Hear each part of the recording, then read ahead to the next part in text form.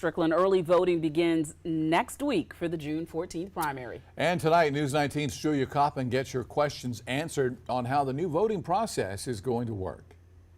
During the pandemic, voters had the opportunity to vote early for the November 2020 election. No excuse needed. Now that process is here to stay. That's a big change for South Carolina. With new voting laws comes new questions. So we came out here in the community, gathered your questions, and brought them to the State Election Commission for answers. How much earlier can you go to the school to vote?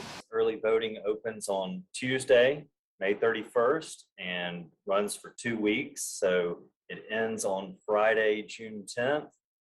And early voting is closed on Saturdays and Sundays. Times are 8:30 a.m. to 5 p.m. Chris Whitmire with the Election Commission adds that your neighborhood school likely isn't where you'd go to vote early. There's far fewer early voting centers. The law says a county can have between 1 and 7. All county voter registration offices will be open for early voting. I guess another question would be, what are the main benefits of going early? So the benefits of early voting is that it gives all voters more options to vote. So a question asked off camera was, is this going to be the same as early voting during the pandemic in November 2020?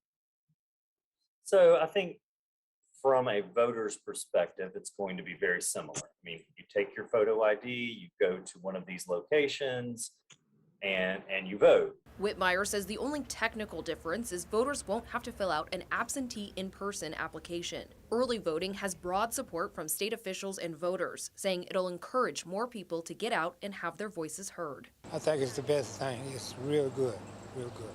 In Columbia, Julia Kaufman, News 19, WLTX.